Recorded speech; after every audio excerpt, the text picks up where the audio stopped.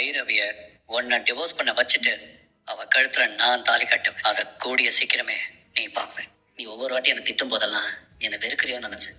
ஆனா நீ நிஜமா என்ன வெறுக்கல. நீ என் மேல எவ்வளவு அன்பா இருந்திருக்கன்னு இப்பதான் எனக்கு புரியுது. இந்த ஊர்ல உள்ள எல்லாரும் நான் தப்பு பண்ணியிருக்குன்னு சொல்லும்போது எனக்காக நீ பேசினல்ல, அங்கதான் புரிஞ்சுக்கிட்டேன் நீ என்னை எவ்வளவு நேசிக்கிறேன்னு. இவ்வளவு நாளா எதுக்காக வாழறேன்னே தெரியாம வாழ்ந்துகிட்டு இருந்தேன்.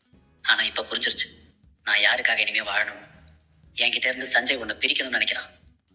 ஆனா அது நான் உயிரோட இருக்கிற வரைக்கும் கண்டிப்பா நடக்காது.